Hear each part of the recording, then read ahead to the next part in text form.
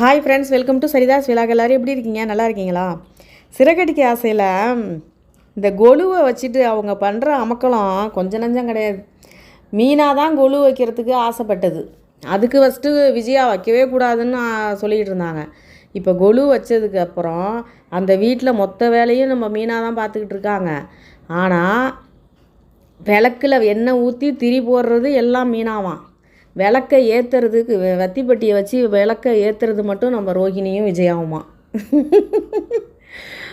ஐயோ கடவுளே, இதை மாதிரி தான் போயிட்டுருக்கு. இப்போ ரவியும் ஸ்ருதியும் கொழுக்கட்டை சுண்டல் எல்லாம் செஞ்சுக்கிட்டு இருக்காங்க கிச்சனில். இந்த பக்கம் என்னன்னாக்கா நம்ம ரோஹிணி வந்துட்டு கடைக்கு போயிட்டு அவங்க மாமியாருக்கு மட்டும் புடவை வாங்கிட்டு வந்திருக்காங்க. மாமியாருக்கு மட்டும். அவர் முத்து வழக்கம் போல் ரோஹிணியை எப்போதும் கலாய்க்கிற மாதிரி தான் பேசிகிட்டு இருக்காரு. அது என்ன இது, அம்மாவுக்கு மட்டும் வாங்கிட்டு வந்திருக்கீங்க, அப்பாவுக்கு வாங்கிட்டு வரலையான்னு கேட்குறாரு. அதுக்கு வந்துட்டு நம்ம ரோஹிணி சொல்கிறாங்க, பொம்பளை தெய்வத்தை வழிபடுறது தான் கொலுவான். அதனால் ஆம்பளைங்களுக்கு வாங்கி கொடுக்க மாட்டாங்களாம். அதனால தான் அத்தைக்கு மட்டும் வாங்கிட்டு வந்திருக்கேன்னு அவங்க சொல்கிறாங்க. நம்ம மீனா சொல்கிறாங்க, பொம்பளை தெய்வத்தை வணங்குறது தான் கொலு, இல்லைன்னு சொல்லலை. ஆனாலும் ஒரு வீட்டுக்கு ஒருத்தவங்களுக்கு நம்ம புருஷன் பொண்டாட்டியாக இருக்கிறவங்களுக்கு துணி எடுத்துகிட்டு போகிறோம்னாக்கா தனியாக பிரித்து எடுத்துகிட்டு போகக்கூடாது, 2 பேருக்கும் சேர்த்து தான் வாங்கி கொடுக்கணும்னு சொல்லி மீனா சொல்கிறாங்க. உடனே விஜயாவுக்கு தான் மீனா என்ன பேசினாலும் பிடிக்காத. உடனே அவங்க என்ன சொல்கிறாங்க, இதெல்லாம் உங்ககிட்ட கேட்டோமா அப்படின்னு அவங்க போயிடுறாங்க. அடுத்து பார்த்திங்கன்னா இப்போ கொலு வச்சுருக்காங்கல்ல, கொலுவை பார்க்குறதுக்கு எல்லோரும் தானே வருவாங்க. மீனாவோட ஃப்ரெண்ட்ஸ் எல்லாம் இருக்காங்கள்ல, பூ கட்டுற ஃப்ரெண்ட்ஸ் எல்லாம் வந்திருக்காங்க. அவங்கெல்லாம் பொம்மையெல்லாம் பார்த்துட்ருக்காங்க, சாமி பொம்மையெல்லாம். நம்ம விஜயாவுக்கு அந்த ரோஹிணி எடுத்துகிட்டு வந்த புடவையை கட்டிட்டு வந்துட்டாங்க. வந்தவங்க இதில் யார் இவங்கெல்லாம் அப்படிங்கிறாங்க. எல்லாம் மீனாவோட ஃப்ரெண்ட்ஸு அப்படின்னோடனே உடனே கேவலமாக பேசுகிறாங்கங்க. அப்படியே உடனே கேவலமாக பேசுகிறாங்க. நீங்கள்லாம் முன்ன பின்ன கொலு பார்த்துருக்கீங்களா? ஒவ்வொரு வீட்லேயும் இப்படி தான் போய் பார்க்குறதுக்கு போய் சுண்டல் வாங்கி திம்பிங்களா? இப்படி தான் வயிறே ஃபுல்லாகிடும் உங்களுக்கு. ஒவ்வொரு வீட்டுக்காக போயிட்டு சுண்டல் வாங்கி சாப்பிட்றதுக்கே போயிடுவீங்க போல் இருக்க. கொலு வச்சுருக்க வீட்டுக்கெல்லாம் முன்ன பின்ன நீங்கள்லாம் பார்த்துருக்கீங்களா? கொலு வச்சுருக்கீங்களா அப்படின்னு அவ்வளோ கேவலமாக வீட்டுக்கு வந்தவங்களாம் அப்படி இல்லாமாங்க பேசுவாங்க. அப்படி தான் பேசுகிறாங்க. நம்ம முத்து காதில் வாங்கிட்டு தான் உட்காந்துருக்காரு. அப்புறம் மறுபடியும் இவர் தான் அண்ணாமலை தான் அதட்டுறாரு. வாயை மூடிட்டு கம்முன்னு இருக்க மாட்டியா? வீட்டுக்கு வந்திருக்காங்கல்ல, கொலு பார்க்க தானே வந்திருக்காங்க, வாயை மூடிட்டு அமைதியாக இரு அப்படின்னு சொல்லி அவர் தான் திட்டுறாரு. அது என்ன, அது அப்படி மட்டமாக பேசுகிறாங்க, கேவலமாக பேசுகிறாங்க. மீனா என்ன, மீனா தான் எப்போ பார்த்தாலும் எது பேசினாலும் அவங்க அத்தை எது பேசினாலும் காதில் வாங்கிட்டு போகிற கேஸ் தானே. அவங்க ஒன்றும் எதிர்த்து பேசலை. எல்லாம் அண்ணாமலை தான் திட்டுறாரு. அப்போ தான் எல்லாருக்கும் சுண்டல் இதெல்லாம் எடுத்து கொடுக்குறாங்க, தொன்னையில் வச்சு எல்லாருக்கும் கொடுக்குறாங்க. அவங்க சாப்பிட்றதுக்கட்டியும் அது மாதிரி வார்த்தை. பெரிய நீங்களாம் அவர் சொல்கிறாரு, முத்து சொல்கிறாரு, சரி வாங்க எல்லாரையும் நான் கொண்டே காரில் இறக்கி விட்றேங்கிறாரு. ஆமாம், பெரியவங்கெல்லாம் கோடீஸ்வர விட்டு பரம்பரை இல்லை, அதனால் இவங்கெல்லாம் காரில் தான் போவாங்களா அப்படின்ட்டு துமுறு பேச்சு தானே இதெல்லாம் விஜயாவுக்கு. இதோட இருக்குது. அதாவது ரோஹிணி புடவை வாங்கிட்டு கொடுத்ததுக்கு இவங்க என்ன சொல்கிறாங்க, பணக்காரவங்க வீட்டில் பிறந்தவங்களுக்கு மட்டும்தான் அந்த அதை மாதிரி சீர் பண்ணுறதெல்லாம் தெரியுமா, இதை மாதிரி மரியாதை பண்ணுறதெல்லாம் தெரியுமா, ஏழை வீட்டில் பிறந்தவங்களுக்கெல்லாம் தெரியாதான் அவங்க சொல்கிறாங்க. அடுத்து பார்த்திங்கன்னா இப்போ ரோஹிணி ஆன்ட்டி ஆன்ட்டி ஆன்ட்டி ஆன்ட்டின்னு தலையை தடவுது, எதுக்குன்னு தெரில. இப்போ அடுத்து என்னன்னாக்கா நேம் போர்டு ஓப்பன் பண்ணுறாங்க விஜயாவை வச்சு. அதில் என்னன்னு கேட்டிங்கனாக்கா மேக்கப் கோர்ஸாம் ஆன்லைனில் கிளாஸ் எடுக்க போகிறாங்களாம் நம்ம ரோஹிணி மேடம். அதுக்கு விஜயாவை ரிப்பன் கட் பண்ண சொல்கிறாங்க அந்த நேம் போர்டை. உடனே அப்படியே விஜயாவுக்கு அப்படியே வானத்தில் பறக்கிற மாதிரி இருக்குது. ரோஹிணி எல்லாமே ஆன்ட்டி பேரில் தான் பண்ணுவாங்க அப்படின்ட்டு தெரியும். உண்மை தெரிகிறப்ப நமக்கு தெரியும், அவங்க பணக்கார வீட்டு பொண்ணா, கோடீஸ்வர வீட்டு பொண்ணா, அவங்களுக்கு தான் எல்லாம் தெரியுமா, அவங்களுக்கு தான் எல்லாம். ஐயோ, உண்மையாக பணக்கார வீட்டு பொண்ணுன்னா நம்ம ஸ்ருதியும் தான் இருக்காங்க. அவங்க அடக்க உடக்கமாக இல்லையா? அவங்க என்ன எல்லாத்துக்கும் இப்படி ஆட்டம் போட்டுக்கிட்டு நிற்கிறாங்க. அவங்க விஜயா பேசுகிறது அப்படி பேசிக்கிட்டு இருக்காங்க. இப்போ அடுத்து பார்த்திங்கன்னா நம்ம மீனாவும் முத்துவும் அவங்க பண்ணுற அமக்கலம் பெரும் அமக்கலம். ஏதோ ஒரு நாள் சாப்பாடு வாங்கி கொண்டே கொடுத்தாங்க. யாருக்கு? அந்த செருப்பு தைச்சிக்கிட்டு இருப்பார்ல தாத்தா ஒருத்தர், பாட்டி ஒருத்தங்க இருக்காங்களே, மயக்கம் போட்டு விழுந்துட்டாங்க. சாப்பாடு கொண்டே கொடுத்தாங்க.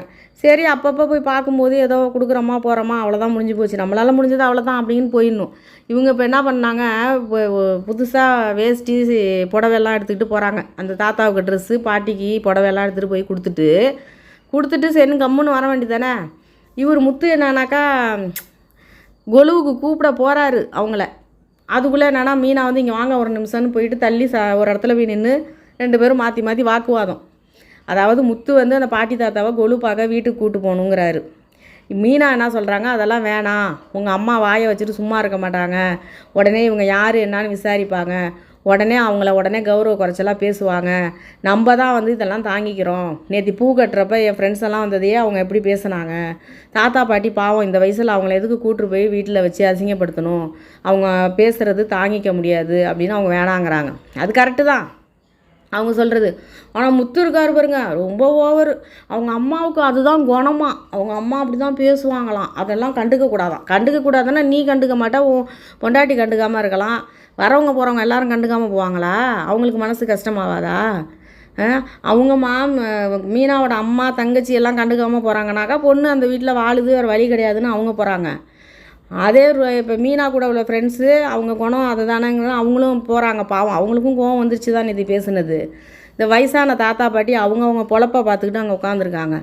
இவங்க போயிட்டு வந்துட்டு முத்து வந்து அதெல்லாம் நான் கூட்டு போனாலே ஆச்சுன்னு சண்டை வைக்கிறாரு. மீனா சொல்கிறாங்க, உங்கள் அப்பா மாதிரி நீங்கள் கிடையாது, உங்கள் அம்மாவோட குணம் அப்பப்போ உங்களுக்கு எட்டி பார்க்குது, பிடிச்சா பிடிவாதத்தில் பேசுகிறீங்க, அதெல்லாம் வந்துட்டு சரிப்பட்டு வராது, அதெல்லாம் அவங்கள கூட்டு போக வேணாம், அவங்கள வந்துட்டு வெளியில் வேற எங்காவது கூட கூட்டு போகலாம், நம்ம வீட்டுக்கு அவங்கள கூட்டு போய் அசிங்கப்படுத்த நான் விரும்பலைன்னு அவங்க சொல்லிட்டாங்க. இப்படி பேசிக்கிட்டே இருந்தாங்க பாருங்கள். அதான் சொல்கிறாங்கல்ல, அந்த 4 பேர் என்ன சொல்லுவாங்க, இந்த 4 பேர் என்ன சொல்லுவாங்க, நம்ம இந்த ட்ரெஸ் பண்ணால் அந்த 4 பேர் கேவலமாக பேசுவாங்க. அந்த மாதிரி அந்த ரோட்டில் 4 பேர் சேர்ந்து வந்துட்டாங்க.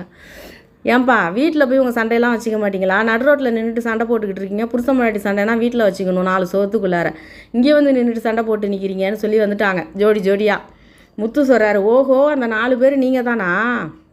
நாங்கள் ஒன்றும் சண்டையும் போட்டுக்கல, ஒன்றும் போட்டுக்கல, சும்மா தான் பேசி நிற்கிறோம், நீங்கள் போய் உங்கள் வேலையை பாருங்கள் போங்க அப்படின்னோடனே எல்லாம் கிளம்பி போயிட்டாங்க.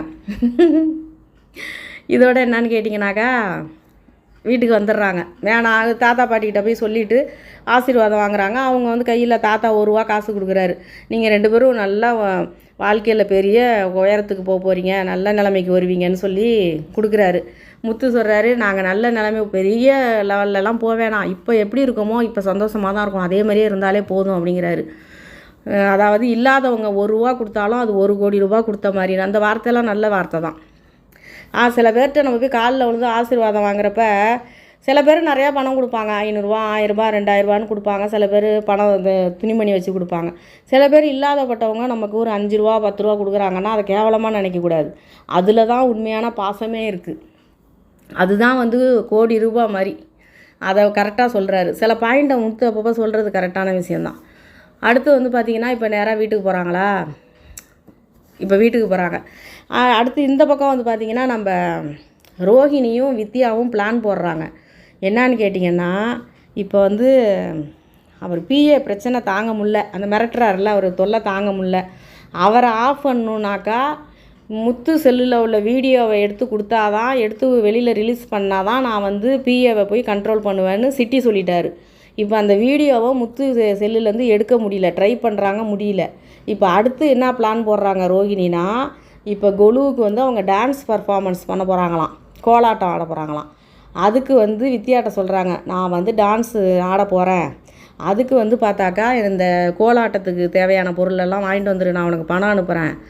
அந்த சமயத்தில் வந்து டான்ஸ் ஆடிக்கிட்டு இருக்கும்போது நீ என்ன பண்ணுற, முத்துவோட செல்லை வாங்கி வீடியோ எடுத்துக்கணும்.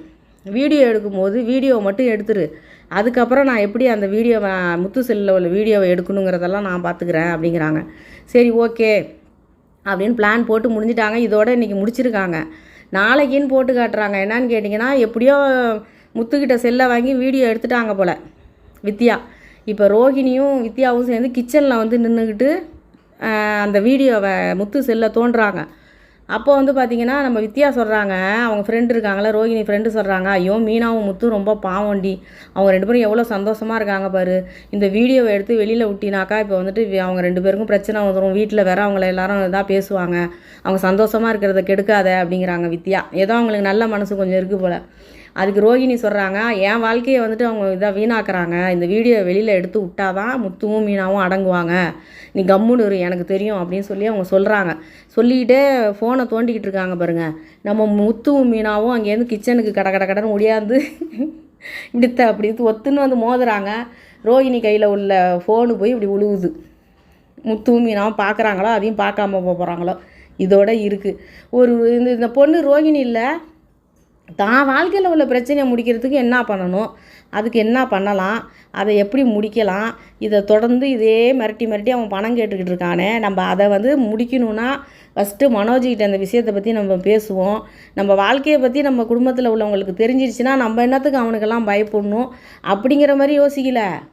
அது தெரிஞ்ச முத்துவை வந்து என்ன பண்ணலாம், அதான் முத்துவையும் மீனாவையும் எப்படி க்ளோஸ் பண்ணலாம். இந்த வீட்டை விட்டு அவங்க 2 பேரும் போயிட்டாங்கன்னா நம்ம வந்துட்டு அப்படியே கடைசி வரைக்கும் ஒன்றுமே தெரியாத பொண்ணு மாதிரி நம்ம அப்படியே ஃப்ரெஷ்ஷாக அப்படியே இருக்கிற பொண்ணு மாதிரி காட்டிக்கலாம் அப்படிங்கிற மாதிரி அவங்க என்னென்ன வேலை பார்த்துக்கிட்டு இருக்காங்க பார்த்தீங்களா.